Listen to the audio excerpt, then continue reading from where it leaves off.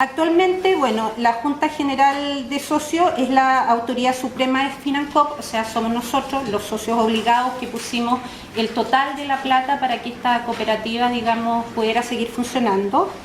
El total de número de socios que Financop tenía a julio del 2017 era aproximadamente un poquito más de 47.000 socios.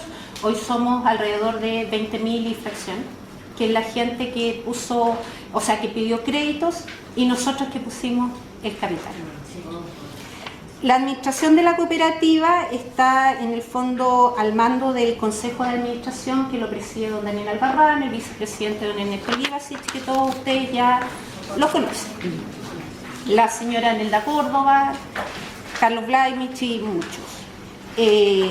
Estamos hablando de la pérdida de dinero en el proceso de reorganización, ¿cierto? Nosotros teníamos en un total de depósitos a plazo un poquito más de 43.000 millones de pesos. La pérdida de dinero que nosotros tuvimos en el fondo fue de un 40,32% y se nos pagó en julio solamente el 16,8% del proceso, ¿cierto? Y tenemos cuotas pactadas hasta el 2022. Aquí en este cuadrito de la hoja dice el año, el mes, el porcentaje de pago, el número de cuotas pagadas y luego viene si está pagada o no está pagada. La primera cuota que ustedes recibieron fue ahora en diciembre del 2018, que fue el 3%, ¿cierto? Más el interés trimestral del periodo, ¿cierto? Esa es la cuota número 1 del proceso de reorganización, pagada, sí. La próxima cuota va a ser en diciembre del 2019. Va a ser un 6% del depósito que ustedes tengan. No le pusimos pagada porque vamos a ver si de aquí a fin de año... En el 2020 vienen dos cuotas de pago, en junio y en diciembre. Es un 17% fraccionado en total, dividido en dos cuotas. ¿Se entiende el cuadrito, cierto? En el 2021 vienen 4 cuotas a pago, de lo que va quedando del depósito a plazo, en marzo, en junio, en septiembre y en diciembre. Y las últimas 4 cuotas en el 2022, que serían marzo, junio, septiembre y diciembre. Eso termina por pagar el depósito a plazo, no la capitalización, ¿ya? ¿Ustedes entienden la diferencia? Por favor, si hay alguien que no entienda la diferencia del depósito y la capitalización. Y esos 37% puede que nos den, por ejemplo, en marzo del 9% y en diciembre del 20%, o sea, no hay una regla estándar que va a ser un porcentaje similar. Acá dice que es... Tú me hablas de marzo del 2021, te pagan un 37%, ese 37% tú lo fraccionas en 4 y ese porcentaje te pagan. ¿Y yo no me van a fraccionar? El 37 dividido 4 te da el porcentaje de valor cuota que te van a cancelar. No, no.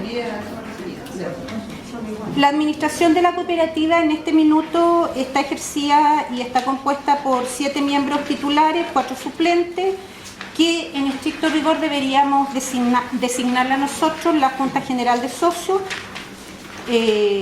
Por su parte, el examen de contabilidad, inventarios, balances de vengados y financieros realizada por la Junta de Vigilancia, que está compuesta por 3 miembros titulares y 2 suplentes, que también debería ser elegida en asamblea por nosotros, los socios y los dueños de la cooperativa.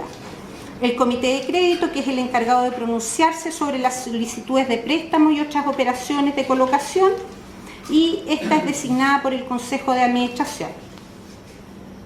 Y el gerente general, que en este caso vendría siendo la señora Nelda Córdoba, que es designada por el Consejo de Administración.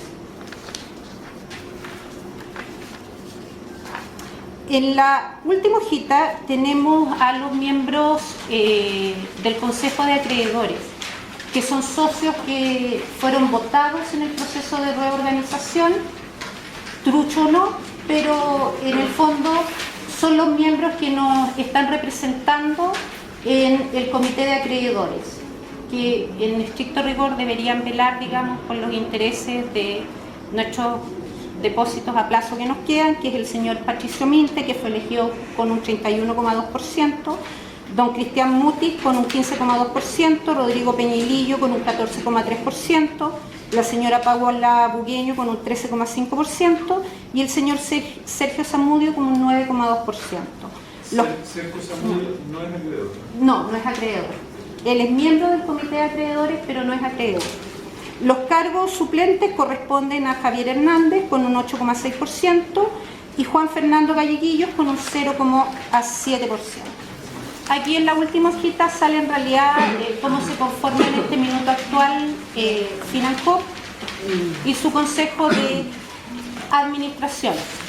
Les quiero contar que los miembros del comité de acreedores se les paga una dieta mensual por sesionar que más o menos va en las 14 UF, reajustable obviamente a la UF que corresponda, que eso es totalmente aparte de la dieta que recibe, digamos, las casi 50 UF que recibe cada miembro del Consejo de Administración. Una consulta, don Sergio Zamudio, no siendo acreedor, ¿cómo nos puede representar a nosotros? Porque la ley permite que los acreedores elijan a alguien para la comisión de acreedores. Es perfectamente posible. De hecho, es usual que sean los abogados que van a hacer eso. Como fueron los abogados los que le dieron los votos a los candidatos, digamos, se supone que cada uno de los que tomó abogado, digamos, debería haber expresado su voto. Yo ni me enteré que voté por Patricio Minte, pero ahí se fue mi voto. Yo no tengo idea.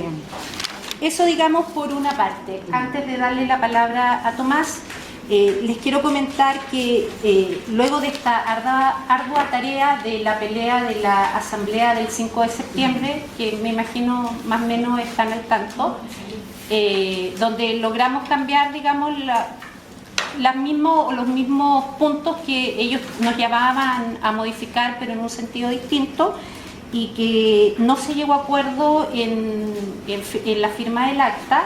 La abogada Macarena Tello presentó un recurso de protección en la Corte de Apelaciones. Esto fue aceptado por la Corte, así que ella tiene que defender este recurso de protección, yo creo que a fines de enero. Y lo bueno de todo esto, que aparte que fue acogido, porque digamos una de las causas que presentamos es que se habían agotado todas las instancias administrativas para que ellos cumplieran con lo acordado en asamblea, fue que Macarena Tello también solicitó, digamos, que se les cortara la dieta y el pago al Consejo de Administración, lo cual la Corte también lo aprobó. Y eso para nosotros es un gran avance, porque quiere decir que en este minuto ellos no tienen pago. ¿Dudas? ¿Preguntas? ¿Por ningún concepto? No, ellos sesionan, ellos cobran por sesión. ¿Los 50 UF? Exactamente. Eso ya no cobran. Ellos en este minuto no reciben ningún pago por ninguna sesión que tengan. ¿Pero reciben por algo más? Entendemos que no deberían. ¿Pero a quién le suspendieron los pagos? A todo el Consejo de Administración, al presidente, que es Daniel Albarrán, Carlos Vladimir, Ernesto Livasi, que no es menor. ¿Qué va a pasar con eso? ¿Qué se podría producir con eso? Bueno, si la Corte acoge, digamos, el recurso de protección y Macarena Tello logra ganarlo en la Corte de Apelaciones, se tienen que acoger e irse de la cooperativa, si eso fue lo que votamos nosotros unánimemente. Y nosotros empezaríamos ya a manejar nuestro propio negocio. El tema es que nos estamos ahorrando bastantes millones en pagarle al Consejo de Administración, entonces... ¿Y eso no lo cobran retroactivo de ellos? ¿No lo pueden? Hasta el minuto no podrían cobrar lo retroactivo hasta que la Corte... Es que no sabemos qué va a pasar. No, pero ¿existe la posibilidad? Sí, existe. Ellos se acaban de pagar alrededor de 60 millones de pesos por los meses del año 2017 que supuestamente sesionaron cuando la cooperativa estuvo intervenida. Situación que a mí me parece vergonzosa, pero es algo personal mío. Yo lo encuentro vergonzoso, en el fondo, siendo que la plata de los 20.000 socios que hay, solamente 2.000 socios pusimos 18.000 millones de pesos para parar la cooperativa nuevamente. Los socios antiguos pusieron en total 10 millones de pesos. Disculpa, yo creo que también lo que se está pagando a la veedora también lo encuentro excesivo. Eso ya, digamos, la veedora está por tema de reorganización y lo Pero esos son los interpreta. valores que manejan en el mercado. Entiendo que sí, esos son los Algo valores regular, que Eso se trata de una empresa que está en crisis, ¿ya? Y tengo entendido que los jueces dictaminan, ¿cierto?, sobre el proceso de la organización, que existe una veedora que vise el tema y vaya todo bien. Pero no se condice con el drama que tenemos con lo que ella cobra. No sé si estoy muy equivocado. esos son los valores que se manejan 7.700 también. mensuales. O sea, yo creo que está bien. ¿Está bien? Sí, porque en general si no es lo que hacen los vendedores concursales, ¿no? Entonces, cada uno le parece una cifra cuantitativamente alta, pero ignora el trabajo que hacen. Lo vamos a lograr ahora cuando me toque el gracias. pues han planteado muchas cosas. Tomás, ¿tú? Ya, lo propongo aquí.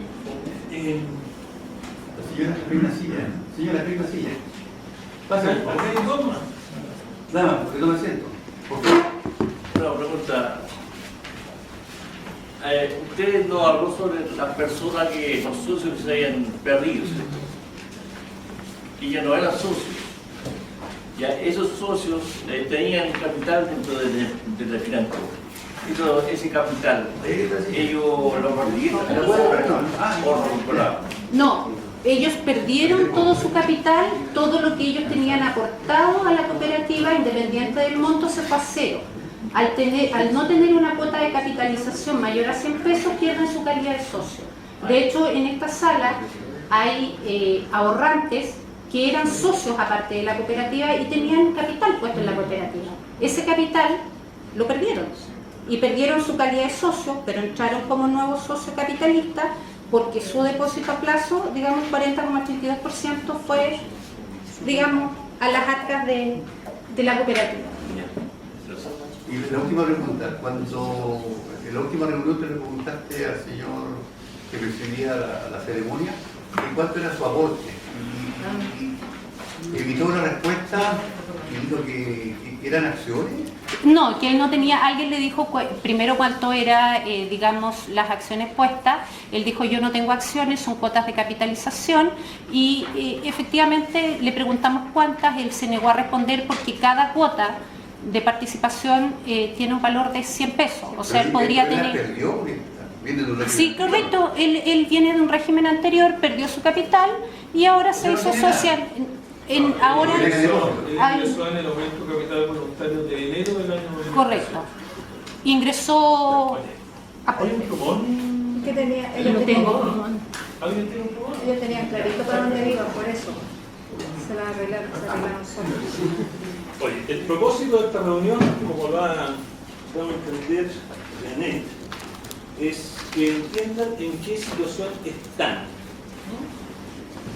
¿Dónde estamos parados y a dónde queremos ir? Una reorganización judicial, un proceso judicial que se celebra en el tribunal por una empresa, un deudor, que reconoce que no puede pagar sus deudas y por lo tanto ese proceso está destinado a hacerle una propuesta a sus acreedores que, de ser aceptada, da origen a un acuerdo, es como un contrato, por eso se llama acuerdo de reorganización judicial.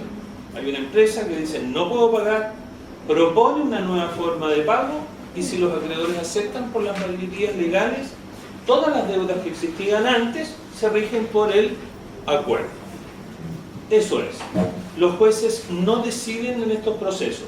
O hay acuerdo con las mayorías que las partes forman o simplemente no hay acuerdo. Eso es lo central.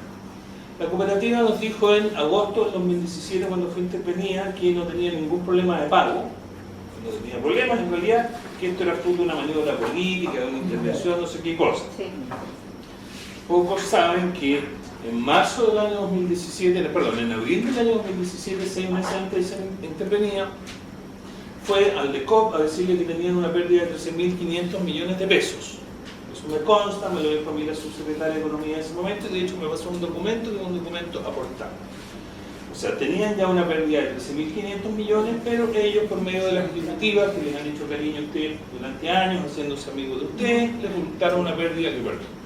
La ley prohíbe a las cooperativas perder una cantidad de dinero superior al 50% de su capital.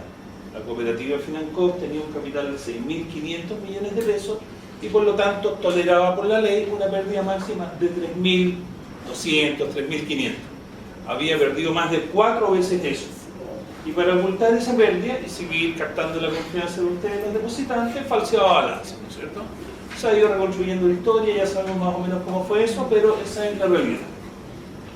Entonces, intervenía por el Estado en un proceso de disolución. El Estado pidió la disolución de la cooperativa, un proceso en el que varios nos hicimos parte.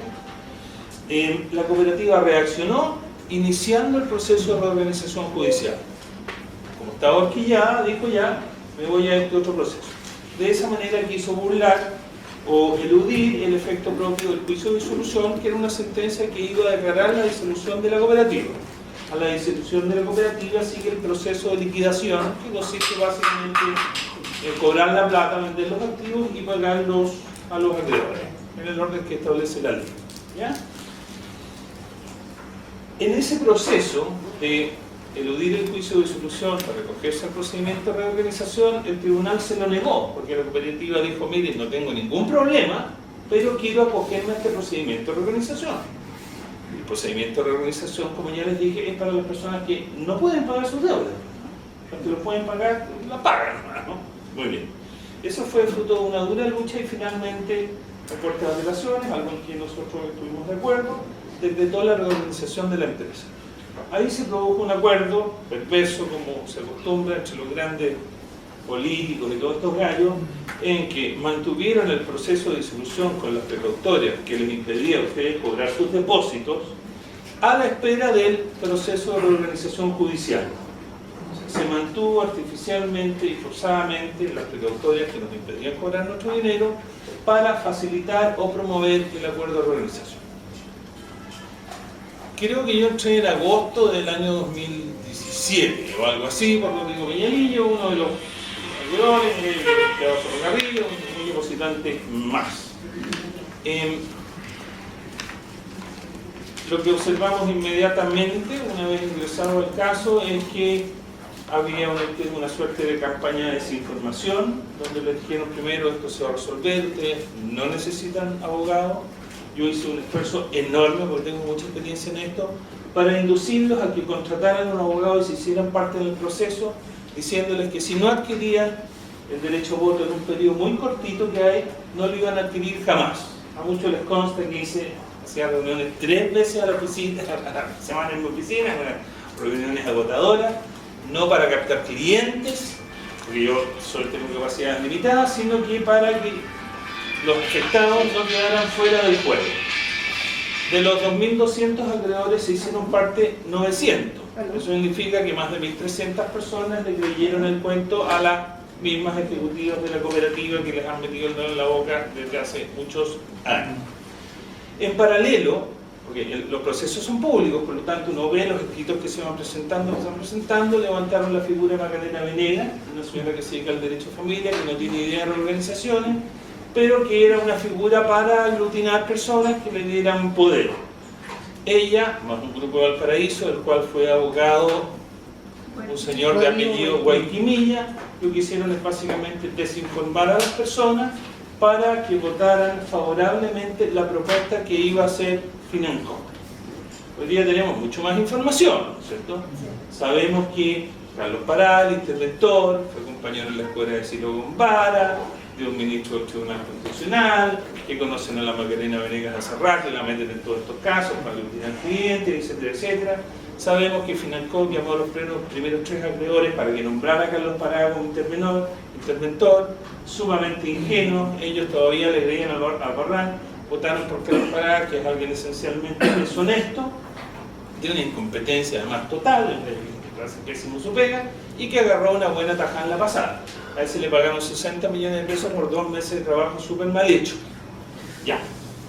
Bueno, sea como sea, se trabó una conversación, yo diría que entre un grupo organizado de acreedores que eran los dirigidos o los que habían contratado un cierto número de abogados. Hicimos un esfuerzo enorme, yo en lo personal hice un esfuerzo enorme para aglutinar abogados que compartieran una mirada sobre lo que podía ser o no ser esta reorganización.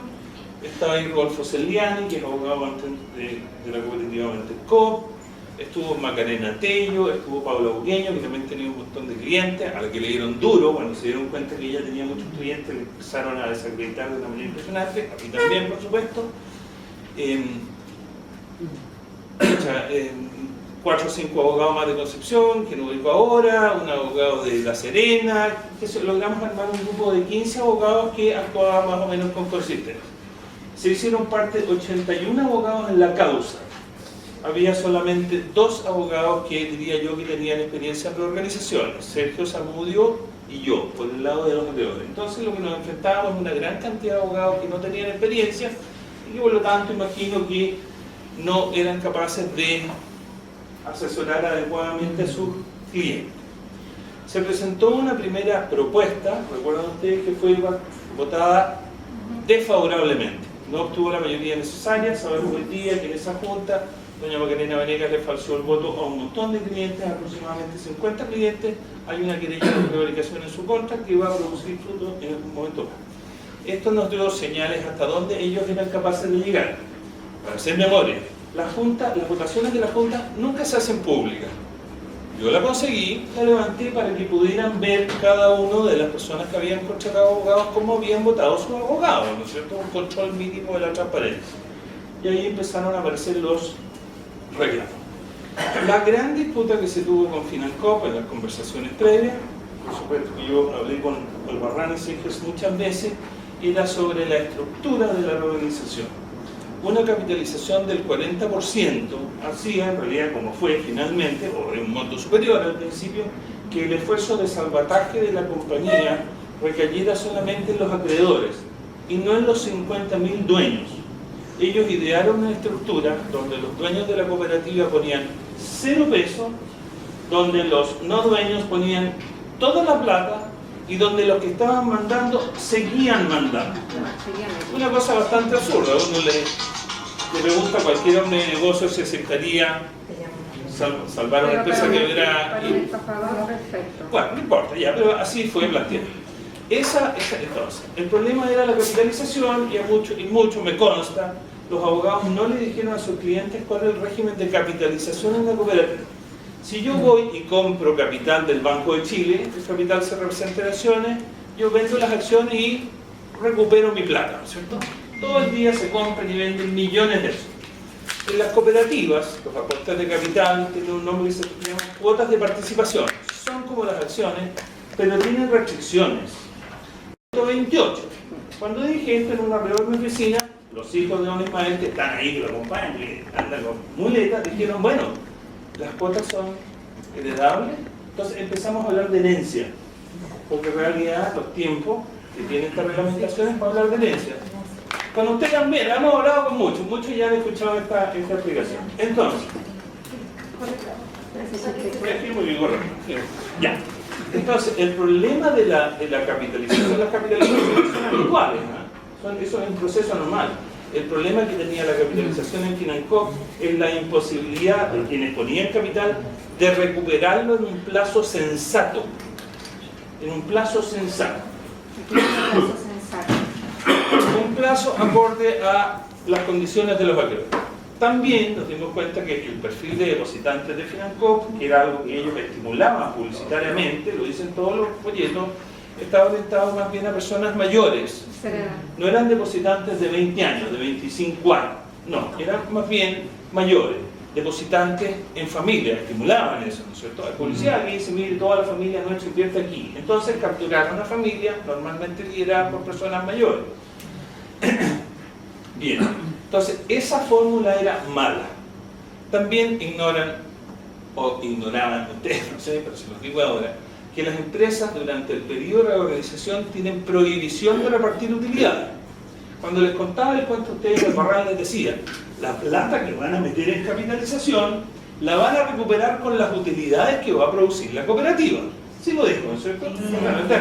Bueno, lo que ustedes no saben es que las empresas en reorganización tienen prohibición de repartir utilidades y hacer devoluciones de capital, mientras exista deuda por pagar. Por lo tanto, en el plan de la cooperativa, lo que entendemos esto, sabíamos que si había derecho a retirar utilidades alguna vez, era a partir del 2023 en adelante. ¿Ya? Entonces era todo esto un gran cuento que, bueno, dicho a personas que no tienen la experiencia o los conocimientos necesarios, pintaban más o menos bien, pero son ridículas. Ya. Entonces la disputa se trabó por la capitalización, porque radicaba solamente en los acreedores y no en los dueños de la compañía, que como dijo Janet pusieron 10 millones de pesos. O sea, el esfuerzo para salvar la compañía no era compartido, y segundo, por el régimen de restitución de capital. Les habrán dicho que yo era partidario de la liquidación y puras tonteras. Eso no es así. Nosotros siempre dijimos, mire, tiene que haber una capitalización del 5 a 10% de nuestros depósitos, como una señal de que estamos dispuestos a apoyar la cooperativa para no perder la plata, pero el gran esfuerzo lo tienen que hacer los dueños. O sea, nosotros pongamos 2.000, 2.500, 3.000, pero no 18.000. Bien, haciéndose cargo de esto, en una nueva mentira, la cooperativa en enero del año 2018 hizo un aumento de capital para que sus 50.000 socios pusieran la plata. 50.000 socios a 400.000 pesos por socio levantaban los 20.000 millones que necesitaban, ¿no es cierto? 400 luquitas. Bueno, ese proceso se diseñó en el carácter de voluntario. O sea, los socios, si querían, ponían plata, si no querían, no ponían. Obviamente fue un fracaso completo y levantaron 10 millones de pesos de los 18.000 que andaban buscando. En realidad eso no fue más que una cortina de humo para forzar esto. Bien. Nosotros levantamos una contrapropuesta que la subimos al tribunal. Los que no tenían abogado o los que lo tenían y los interesados nunca se enteraron de ella. Y finalmente se llegó a una segunda votación que se diferenciaba de la propuesta de la primera, en que había ciertos elementos que hacían, dentro de la inviabilidad general, lo hacían más sustentable. Por ejemplo, la garantía. Se estableció en el nuevo acuerdo una garantía, de modo que si en algún minuto la cooperativa no nos paga una cuota, nosotros tenemos derecho preferente a pagarla. Ya les voy a contar en qué va la garantía. Muy bien. Se establecieron otras cosas. Los acuerdos de reorganización pueden modificarse. Entonces, en la propuesta original se otorgaba a la Comisión de Acreedores la facultad de modificar el acuerdo. ¿Qué significa modificar el acuerdo? Y si hoy día nos pagan al 2022, una modificación del acuerdo podría decir nos pagan al 2030. Terrorífico, ¿no es cierto? Terrorífico. ¿Por qué? Porque nosotros sabíamos que en la Junta no teníamos la mayoría necesaria.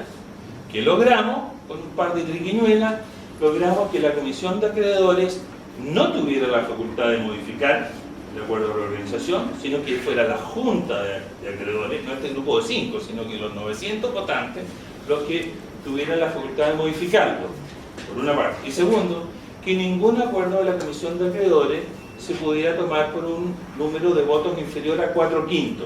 Son 5 miembros, para aprobar algo tiene que tener 4 votos. En la elección, que nosotros sí preparamos, Janet, o sea, el equipo de abogados con el que yo me coordiné, fuimos capaces de elegir 2 miembros titulares de la Comisión de Acreedores, de modo que en esa comisión no se hace nada si es que nosotros no lo aprobamos. Un gran mérito. Janet votó por Patricio Mintre. Patricio Mintre, un gran amigo de Daniel Albarrán, un poco mayor que él. Ojo, yo voté por él sin saber. Sí, yo sé que votaste por él sin saber. Nunca voté, nunca me preguntaron el voto. Cuyo currículum en la Junta leyó Daniel Albarrán, un acreedor que no tenía derecho a votar en la Junta porque no verificó su crédito. Esto es para que entiendan el nivel de maquinación que ha habido. Muy bien. El acuerdo se aprobó, se aprobó, se aprobó. Contra ese acuerdo se dedujeron recursos porque entendimos que era ilegal en varios aspectos. No, yo no mucho. El agua envejece. Déjenlo.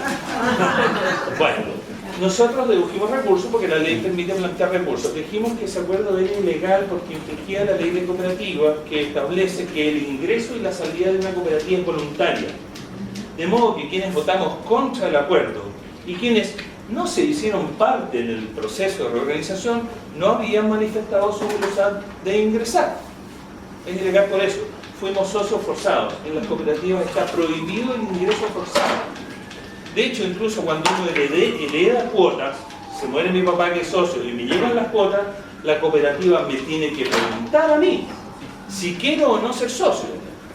O sea, ni siquiera pueden forzarme a ser socio como heredero, habiéndole dado las cuotas de participación. Bien, hay otra causa. De eso se apeló a la Corte de Apelaciones, la Corte de Apelaciones rechazó y estamos hoy día en la Corte Suprema.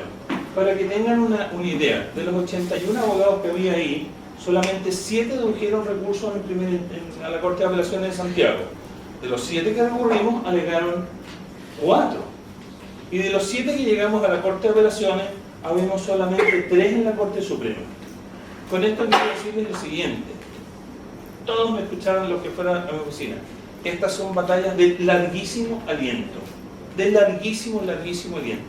Y por esta razón es que yo al menos nunca voy a estar, ni estuve dispuesto ni lo estaré, a prestarme para ser abogado de una persona para ir a votar en una junta. Porque no consiste en eso el trabajo. No consiste en eso el trabajo.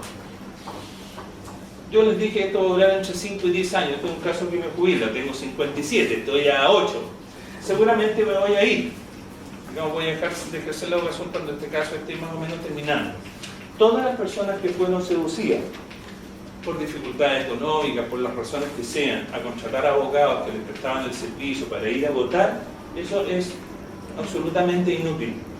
Porque una vez que se logra un acuerdo, realmente empieza el trabajo y en la ejecución, ¿no es cierto? Todo lo anterior del trabajo preparatorio. Y de hecho trabajamos, me consta, Janet, todos los días trabajamos en FINACOP. Todos los días. Todos los días. Esto requiere un esfuerzo enorme. Quienes no contrataron abogados para hacerse parte del proceso de reorganización no adquirieron derecho a voto y no lo tendrán nunca más. Como nosotros perdimos la votación, 2 tercios, 1 tercio, por eso se aprobó el acuerdo, lo que hemos hecho, básicamente Janet, lo que hemos tratado es de tener reuniones como esta para que las personas entiendan y le revoquen los poderes que les dieron a abogados que no hicieron su trabajo. Y hacer el trabajo con un abogado es darle la información a sus clientes para que los clientes tomen sus propias decisiones. Yo tuve 60 clientes, 2 votaron a favor. Votaron a favor. Están en todo su derecho. Pero tuvieron la misma información de lo que votaron en contra, que eran 58. ¿Cierto? Producía la incompatibilidad, le dije a los 2 que habían votado a favor, no te puedo seguir atendiendo, búscate otro abogado. Por supuesto que se enojaron conmigo, ¿no? Eso es natural. Pero yo no puedo privilegiar a 2 en perjuicio de 58. Muy bien. Los que no se hicieron parte del proceso de reorganización sí tienen mucho que hacer ahora. Van a venir nuevas votaciones del proceso y por eso estamos tratando de los que contrataron a la señora Venegas o a la señora Quimilla, que ahorita el gran fraude, contraten a otro abogado. Ojalá que no a Tomás Fabre, a otro abogado que ojalá conozca de reorganizaciones, ¿me entienden? Para que en las próximas juntas puedan ir y votar con información adecuada. Es muy probable que haya modificaciones al acuerdo de reorganización. Las va a haber necesariamente. Los que no se metieron al proceso de reorganización y que dejaron, por tanto, que otros decidieran por ustedes, los resultados que vemos ahora, sí tienen mucho que hacer porque ahora somos socios. Como dijo Janet, los socios somos los dueños de la cooperativa. Y los dueños de la cooperativa tenemos derecho a elegir a quienes dirigen la cooperativa. Es nuestra empresa. Efectivamente hay 20.000 socios. De esos 20.000 hay 2.000. Nosotros que pusimos toda la plata. Y hay otros 18.000 que han puesto una gotita de plata. Las reglas de la cooperativa dicen que cada socio tiene un voto, con independencia de la cantidad de dinero que haya puesto de capital. Un socio, un voto. Por eso la participación en las juntas de socios es esencial. Es el lugar donde ustedes todavía pueden defender. ¿Qué hicimos una vez que se aprobó recursos pendientes, juicios pendientes? Dijimos, bueno, el acuerdo contempla que se celebre una junta para modificar los estatutos. ¿Para qué se iban a modificar los estatutos? Según el acuerdo, precisamente para que nosotros tuviéramos representación. ¿Qué es lo que se hizo? Cuando se aprobó el acuerdo de organización, teníamos la opción de elegir entre el estamento A y el B. ¿Recuerdan, no es cierto? Nosotros, creo que si uno nos decía nada, se iba al B. ¿Qué es lo que hicimos nosotros? Dijimos, váyanse todos al A. ¿Por qué? Porque el estamento A corresponde naturalmente a los socios que son personas que piden plata a la cooperativa. Gente que se hace socio para cumplir un requisito que le permite pedir plata a la cooperativa. Estudiamos, por supuesto, el comportamiento de los socios de la cooperativa en los últimos 6-7 años, y los socios del estamento A no van nunca. Son los más inactivos. Y los socios del estamento A eligen un número de directores. Entonces lo que pensamos es, vayámonos todos nosotros al estamento A, o casi todos. Yo me quedé en el B, por supuesto. Yo compré un depósito por sangre socio, porque ir a la punta, porque nunca me dejaron ni nada. Bueno, entonces, vayámonos al estamento A, que es el más inactivo. Nosotros vamos a ser activos y vamos a elegir todos los consejeros que le corresponden al estamento A. Quedémonos un grupo, los más informados en el estamento B, porque vamos a ser capaces de persuadir a los otros socios del estamento de B que se alineen con nuestro propósito. Y, tercera cosa, eliminemos el derecho a voto del estamento C, que tiene nombre y apellido. Bueno, el estamento B es para los socios que ponen plata en la cooperativa, los depositantes, los ahorrantes netos, nosotros. Muy bien. Y el estamento C es un privilegio que se reservó para sí el fundador, que es Inversiones Norte-Sur, que cedió su participación, poco antes del desastre, por supuesto, de esta organización francesa, que heredó, sin ser fundador, el privilegio propio del fundador, que era elegir 2 consejeros. El socio del estamento C, Civi, dejó de ser socio porque perdió todo el aporte de capital que tenía, y volvió a ser socio porque también era depositante. Bien, por esa razón, en la Junta de septiembre, lo que hizo la directiva de la cooperativa era hacer una reorganización del número de directores que elige cada estamento. Dijo, nos parece un poco exagerado, dijo el Consejo de Administración, que siga eligiendo 2 directores. Queremos uno para el B, ¿no es cierto? Entonces la cosa quedó 4-3, o no, 3-3-1 creo que queda. Bueno, entonces lo que hicimos nosotros como una primera prueba de fuerza, con una organización precaria, pero con un resultado efectivo, es que aprovechamos la solicitud de reforma de los estatutos, que es un acto de cumplimiento del acuerdo de organización, para modificar los mismos artículos del estatuto, privando de derecho a voto al estamento C. Y, lo que era más importante, el artículo transitorio, era provocar una elección inmediata del Consejo de Administración. Porque así como no tuvimos la mayoría en las juntas de acreedores en el tribunal, sí estábamos bastante seguros de que íbamos a tener la mayoría en la junta de socios, ¿no es cierto? Bueno, tuvimos las mayorías que suele hablar y ellos eligieron el resultado de esa junta diciendo que lo que nosotros habíamos acordado era ilegal. Fuimos al DECO, fuimos aquí, allá, eso está por verse. El hecho es que lo que hicimos es legal, es correcto. Está este recurso de la Macarena Tello, sobre lo que sí hay que hacer algo. Macarena Tello no puede litigar sola, ella litiga por Juan Subercasó, el acreedor número 2. Lo que debemos hacer en este momento es, las 250 personas que fuimos a esa junta de acreedores, es hacernos parte en ese recurso de protección. ¿Qué es lo que dice el recurso?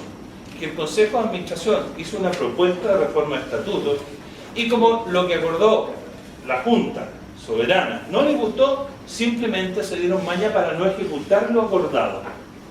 ¿Ya? Y eso es realmente lo que pasó. Muy bien.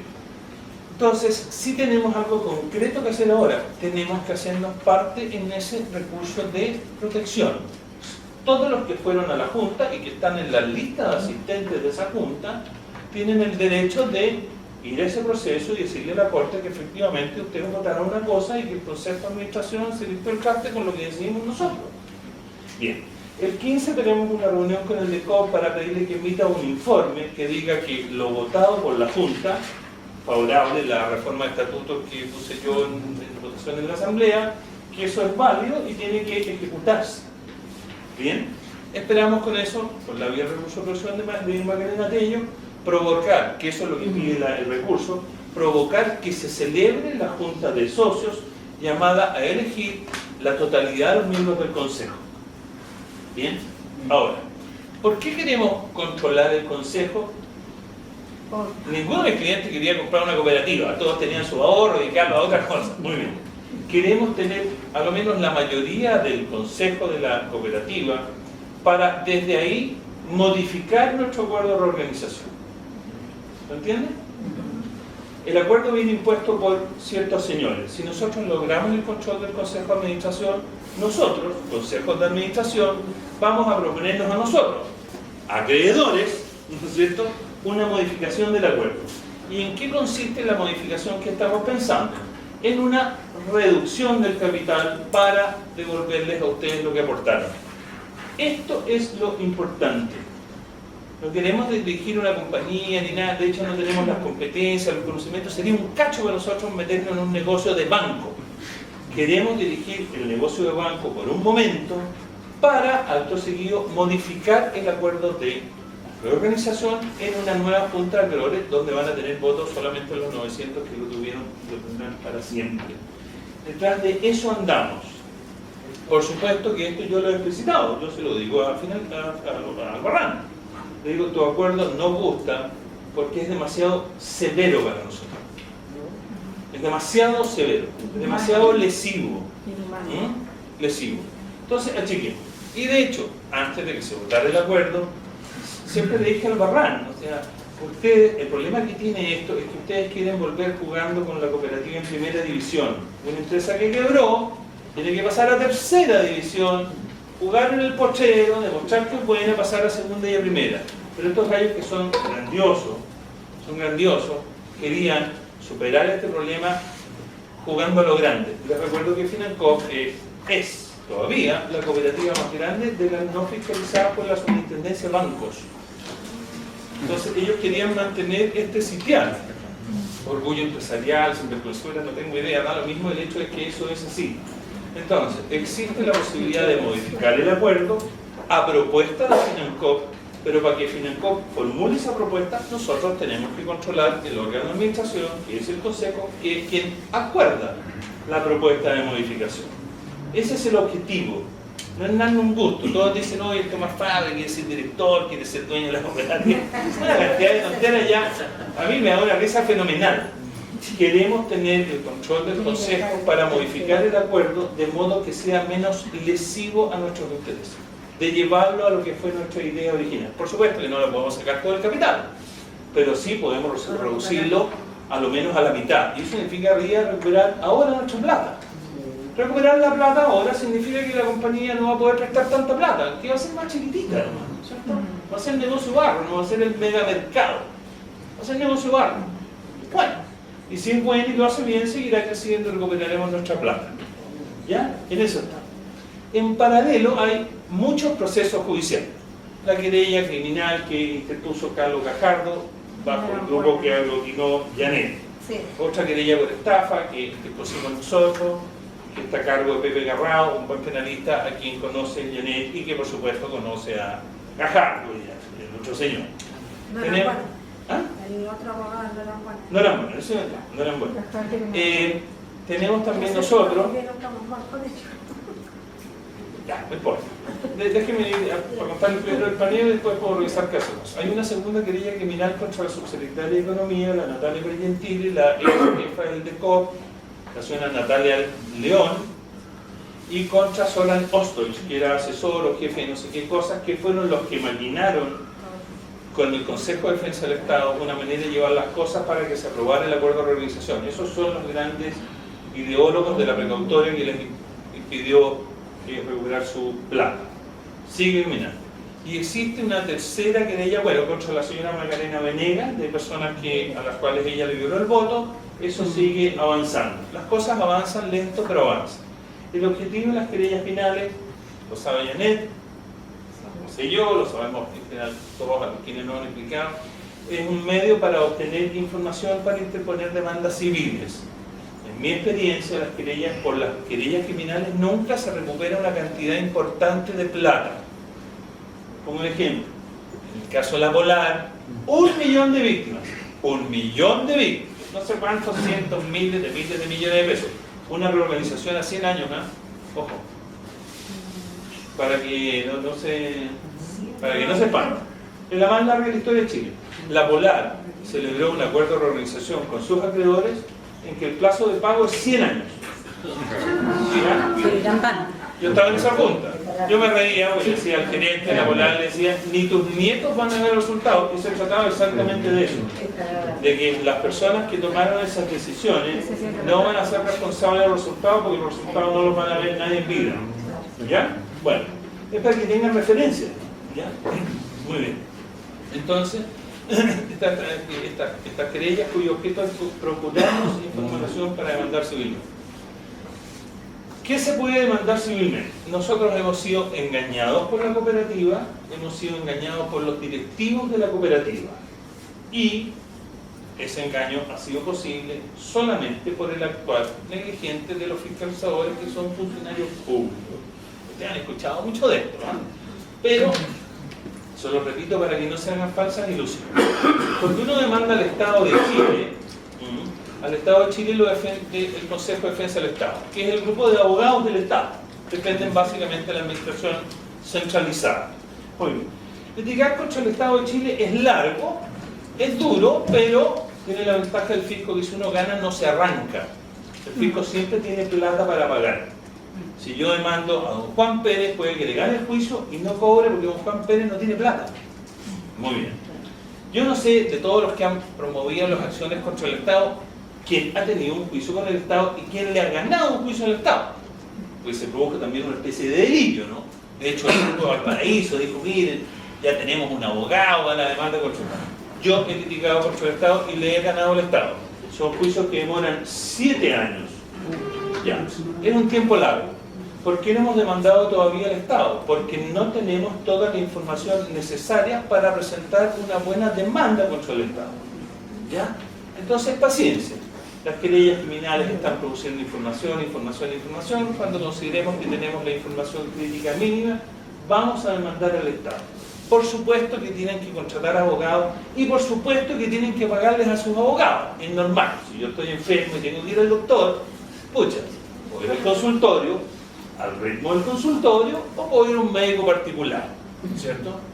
No está mal que le paguen a sus abogados. Yo defiendo la abogacía. He visto muchas quejas porque la gente cobra por hacer su trabajo. Es como decirle a un profesor que es escandaloso que le paguen un sueldo por tener a 40 niños en una sala. Escandaloso, ¿cierto? No debería ser gratis, porque entiende la futura generación. Tienen que contratar abogados, por favor, contraten abogados que sean responsables, que sean buenos y sobre todo que sean perseverantes. Si yo le pago 10 lucas a un abogado, estoy seguro que no va a trabajar 10 años para usted. Sería una cosa excepcional. Ese es un tema, yo tengo un tema con los abogados.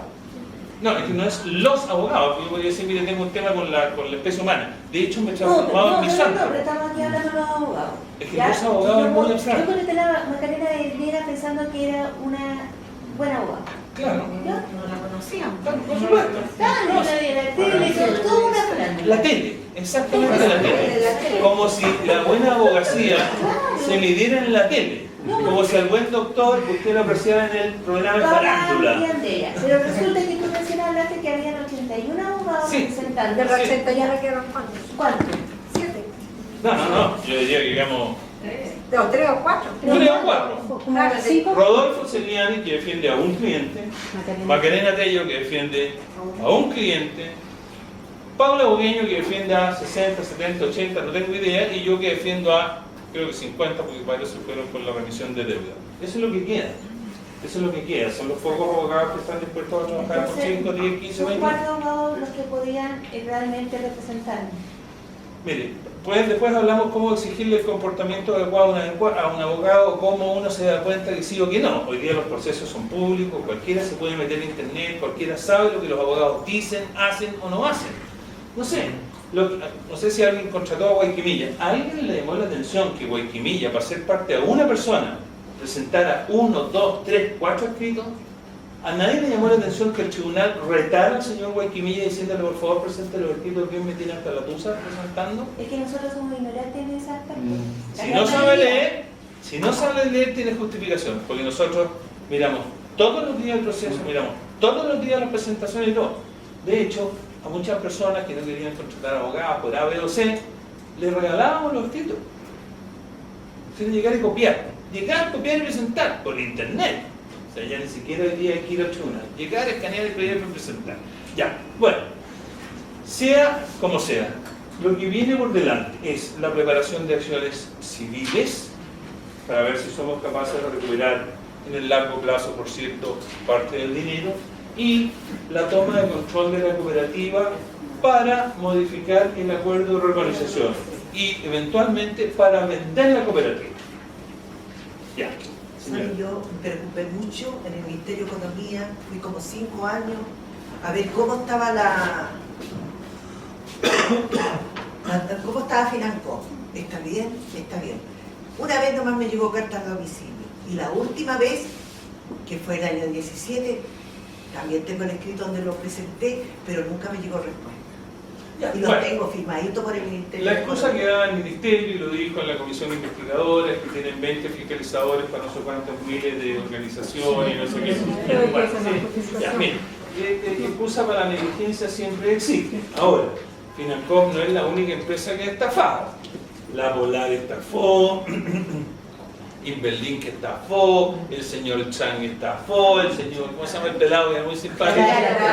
Garay, no sé decir, también está lleno de estafadores. Muy bien, pero si usted asume la función de fiscalizar y no tiene los medios, bueno, o pide más medios, porque eso es claro que pagamos todos nosotros, o simplemente agota la fiscalización. Pero una vez que demostraron que usted era negligente, uno tiene que responder.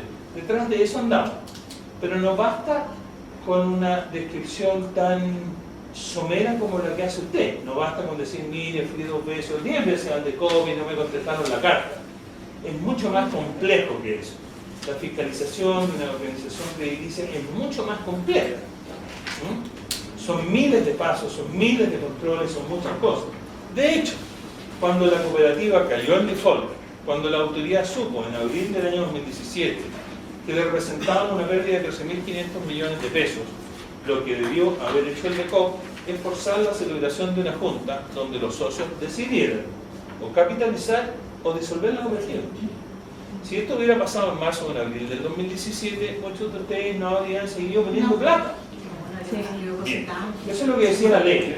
Entonces aquí ya no estamos hablando de tener 1, 10, 20 o 30 funcionarios que andan como policías en las oficinas de los malos. No, se trata simplemente de hacer cumplir la ley cuando usted tiene información que una empresa fiscalizada no está cumpliendo la ley. Entonces no había que ser Superman para ello. ¿Ya? Yo diría que es ya. Preguntas de detalle, todas las que quieran hasta el infinito. Hay mucha imprecisión en lo que se conversa. Yo en general me gusta ser muy preciso en la respuesta, aunque no las entiendan, porque las van a entender una semana, en 2 semanas o en 3 semanas después. Es importante que sepan cómo funciona la cosa. Y cierro. La reorganización es un acuerdo entre un deudor y sus acreedores. Es un acuerdo. El acuerdo se logra cuando tienes mayoría. Fraudulentas o no, ellos consiguieron una mayoría y nos rige un acuerdo. El acuerdo puede modificarse. Nosotros tenemos instrumentos para modificarlo. Estamos buscando para eso. En ese esfuerzo por modificar el acuerdo, que nos beneficia a todos, todos ustedes que son socios pueden y deben participar. Si no se hicieron parte del proceso judicial, no importa, se requiere de ustedes en la calidad de socios. El acuerdo tiene mecanismos de control. Uno es la veedora o interventora. La función de la interventora es controlar el funcionamiento económico de una empresa para evitar que se incumpla el acuerdo de reorganización. La función de la Comisión de Acreedores, que son nuestros representantes, es velar por el cumplimiento del acuerdo. Han pasado muchas cosas en materia de cumplimiento, ¿no es cierto? Y la Comisión de Acreedores, por lo menos nuestro representante, Rodrigo Peñerillo, que es una revelación, por lo menos para mí, un profesional hipercompetente, muy trabajador, muy dedicado. Ganan creo que 400 lucas, las tienen requete sobra ganada. Ustedes no saben el trabajo que hay que hacer para preparar cada reunión de la comisión. Es muchísimo trabajo. En la Junta, donde se votó esto, un abogado del Banco del Estado, no me acuerdo el minuto, levantó la mano y dijo que era un escándalo que se le pagara a los miembros de la comisión, que ella había ido a muchas comisiones. Efectivamente, como ella es empleada de un banco, a ella el banco le paga por ir a la comisión. Cuando usted saca a una persona de su trabajo para mandarla a hacer algo que no es su trabajo, usted tiene que remunerarla. Y me parece bien. ¿Cuál es el problema de nuestra comisión? Es que hay 3 personas que fueron elegidas por FINANCOP que no hacen realmente nada. No sé si ya les mandaron las actas. Sí, Ya, la estamos revisando. ya, las actas son públicas, yo he insistido que los miembros de la comisión se las manden a todas, yo por supuesto las veo, que si yo las hablo, son públicas. Las intervenciones del señor Minte, del señor Mutis y del señor Zamudio, mire, Zamudio algo más porque es abogado, pero son prácticamente nulas.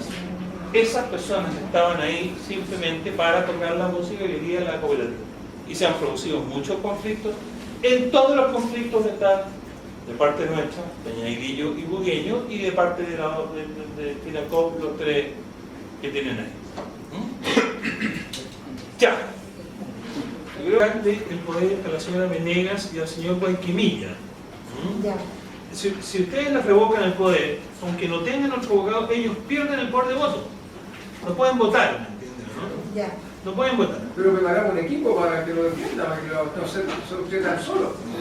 Por supuesto que en la práctica tienen que juntarse, hacer una vaca, contratar un buen abogado, que les explique para que tomen sus decisiones.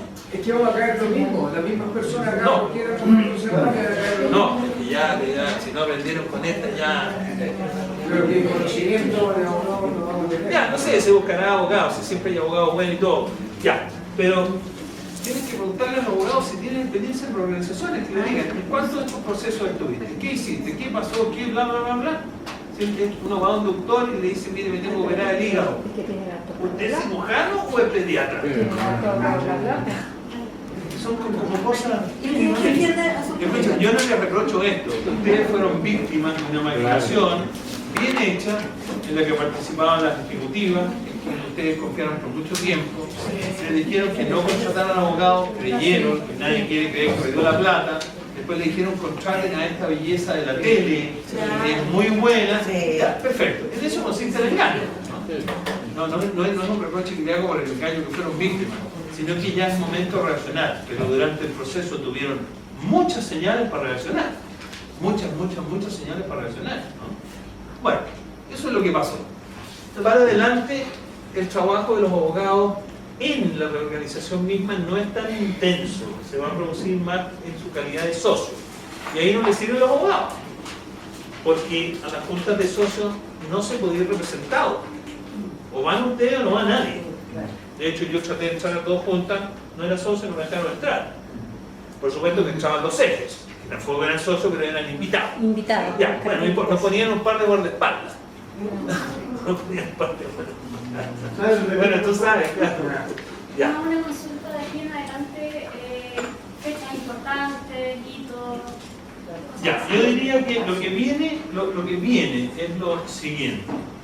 Hay una junta, la junta ordinaria, que se celebra en el mes de abril de cada año, igual que las sociedades anónimas.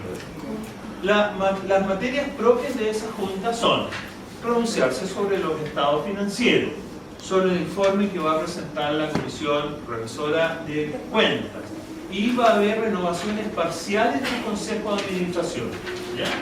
Entonces tenemos que ir a la próxima junta. Por supuesto que nos vamos a preparar, pues, ¿no? Como hicimos más o menos para el anterior. Seguramente haremos otras reuniones de esta, revisaremos los balances y veremos qué problema. Si hay una elección, por supuesto que tenemos que ponernos de acuerdo a las personas a elegir. En algún minuto, estaba don Claudio Cádiz, vimos una rendija para incorporarnos al Consejo de Administración. ¿Por qué? Porque la Junta de Acreedores nombró 4 miembros del Consejo, pero solamente aceptaron el cargo 3. Entonces, un Consejo de Administración que está integrado por 7 miembros titulares, tiene solamente 6 miembros en ejercicio. Se propuso en la Comisión de Acreedores que el 7º miembro lo nombrara los acreedores que habíamos votado contra el acuerdo, que éramos 1/3, ¿no es cierto? Que no éramos pocos, deberíamos tener 2 directores. Y por supuesto que se negaron a eso. Y en ese minuto logramos que, voy a decir, un socio del grupo de Llanet, para usar un nombre que a lo mejor se enojan conmigo, y otro nombre del grupo de este consorcio de abogados, por decirlo así, pusiéramos un nombre y uno, para que fuera uno de titular y otro de suplente, con la idea de alternarnos en la sesión, ¿no? Que en una sesión va un titular y el otro de suplente, cosa que todos vayan tomando información directa de lo que pasa. Porque si va al titular siempre el suplente, nunca el suplente, ya finalmente no sabe qué pasa, ¿no? Ya. Entonces yo creo que tenemos que organizarnos realmente para las votaciones. Para las votaciones. Nosotros nos organizamos en la Junta de Acreedores y logramos elegir 2 miembros de la Comisión de Acreedores. Si hubiéramos sido un poquito más avispados, habríamos elegido un tercero. Pero nos faltó organización de detalle, incluso a los abogados, ¿no? Y también cuesta, ¿no? Y los abogados presentan a personas y las personas tienen que manifestar su opinión. Entonces, escucha, no es fácil preguntarle a 300 personas por quién van a votar, ¿no? Entonces yo creo que necesitamos organización, pero yo veo que Janet tiene una capacidad organizativa enorme. Yo no tengo ninguna, ya los correos me tienen desesperado, los WhatsApp, todo. De hecho, se molestó un día Janet que le dije, por favor, no me mandéis más cosas, porque me mandaba 3, 4 WhatsApp, 2, 3 correos y 2 o 3 llamadas por teléfono. Pero esa organización es imprescindible. Es imprescindible y yo veo que, no sé, Manuel, a quien conocí ahora, veo que trabaja intenso, a Claudio puede que esté dejando a alguien fuera, pero veo que en todo lo que yo veo, y lo veo a través de Janet, sí hay trabajo, sí hay organización. Fuimos a Valparaíso, eso es organización. Fuimos a Talca, y eso es organización. Entonces, ¿la próxima fecha sería abril? Abril. ¿Y prepararnos para eso? Sí, y si hay una junta de acreedores, por alguna razón, nos preparamos. Si hay la elección del consejo, porque finalmente sacó que el recurso más grande de ellos, por supuesto. Tenemos que ir a hacernos parte de ese juicio. Para un escrito se hace parte, yo no tengo ningún problema en patrocinarlos a todos, ¿me entiendes o no? Es súper sencillo. Son cosas muy sencillas, ¿no? Entonces contamos con ciertos recursos como de abogacía para ir a apretar donde importa. Encuentro que deberíamos ir los 250 a hacernos parte de ese recurso. Hola, Cecilia Páez. ¿Este el tema de la Corte y la parte de recursos de protección? ¿A eso te refieres? Sí, es un recurso de protección. Porque eso voy a preguntar yo, ¿cómo lo puedo hacer? Yo soy de la 5ª región. Lo hago allá, tengo que ir para acá. Es todo internet, esa es la gracia de hoy. No es de internet. Ya no hay la tramitación física, ¿no? Toda la tramitación de proceso es electrónica. Y yo me meto, pongo una causa, la causa FINACOP. No, hay que preparar un escrito. Entonces hay que hacer una lista de nombres, preparar un escrito. Para eso se requiere básicamente labor de secretariado, de buen secretariado. El nombre bien escrito, la cédula de identidad bien puesta, el domicilio bien puesto. Se hacen unos escritos, se firman, no sé, usted va, firma un documento, lo escanea y lo manda, después lo firma el otro, lo escanea y lo manda y al final un correo electrónico. Ya. Esa es una de las mis preguntas. Y la otra, ¿cómo yo le revoco el mandato a Ana Karina Menezes? Le mandamos un escrito, también es una campaña. El que tú le mandaste a Lilian Tapia. Sí. Ya, en ese momento ya le revoqué el mandato para hacer ese trámite. Estaba listo porque Lilian está a cargo de eso. No, sí, yo lo mandé. ¿Te mandó una lista y estaba dentro de las revocaciones? Sí, le faltaba enviarlo de vuelta. No, sí, yo lo mandé. Lo mandaste. No, Ya. lo mandé. Ok. ¿Sabe? La situación es la siguiente. Yo cuando firmé el, que me representara un abogado que fue el señor Huelquivique, era solamente hasta la reorganización. Entonces, usted dice que ¿por qué ahora yo tendría que revocarlo? Porque su poder en el juicio sigue vigente en tanto usted no lo revoque. Porque eso lo dice la ley. Sí. De lo que yo me quejo es que si usted contrata a alguien hasta el momento en que se vota el acuerdo, ese abogado le está mostrando simplemente una parte muy pequeña del trabajo en que consiste la reorganización. ¿Ya? Es como si usted dice, mire, yo tengo cáncer y quiero sanar. Y el doctor le dice, perfecto, vaya a mi consulta, yo le acompaño hasta la toma de la radiografía. Tomás, disculpa, ¿y cómo se trata el abogado en este caso? Porque No sé, eso tenemos que verlo después. de alguna forma nos está representando a nosotros. Ya, escucha. No sé si eres tú. Hay dos cosas, escucha, hay dos cosas. Lo comentamos el otro día con Janet, porque hemos discutido esto 1000 veces. Nuestra capacidad de acción es sumamente limitada. Ustedes no lo van a creer, pero todas las cosas que se hacen en la organización pasan por mi escritorio. Hay que revisar el contrato previo, Tomás Fabel. Hay que preparar la reunión de la comisión y revisar los balances, pasa Tomás Fabel. Yo no tengo una capacidad de trabajo como la que requiere esto. Entonces le he dicho a la Janet, si quienes no contrataron abogados hacen una pequeña vaca, nuestra capacidad de acción se va a multiplicar. Todos los días quedan cosas por hacer, ideas por ejecutar, es que no somos capaces. No quiero hablar mal de la Paula, le tengo mucho afecto, ella fue oficina, porque no tenía donde trabajar, etcétera, etcétera. Paula trabaja incansablemente, pero le falta la experiencia necesaria para este caso. Nos basta con ser abogado, ella lo dice abiertamente, ¿no es cierto? Ya. Ella también ejerció en otras cosas, fue de casa, qué sé yo. Entonces, este es un caso duro. Entonces, no le sirve el amigo que va en quinto año de ley o el que se acaba de recibir. Por supuesto que sirve, todo trabajo ayuda, pero necesitan hacer un esfuerzo para contratar un abogado formado que incremente nuestra capacidad de acción. ¿Ya? No somos capaces de hacerlo todo. Una consulta. Yo estoy como equilibria, como dice usted, pero voy a tener que hacer revocar el mandato para que él no me siga representando Claro. a futuro ahora con la reorganización. No Claro. sé si es una idea loca o no, que los 250 que estamos con problemas, que igual que ella que tiene que hacer la revocación de venir y el otro todavía, que nos uniéramos los 250 como que estamos nosotros y contratar a un abogado y que ese, no sé, pues, se pusiera en contacto con usted, pero que nos guiara porque nosotros somos ignorantes. A lo mejor no me expresé bien.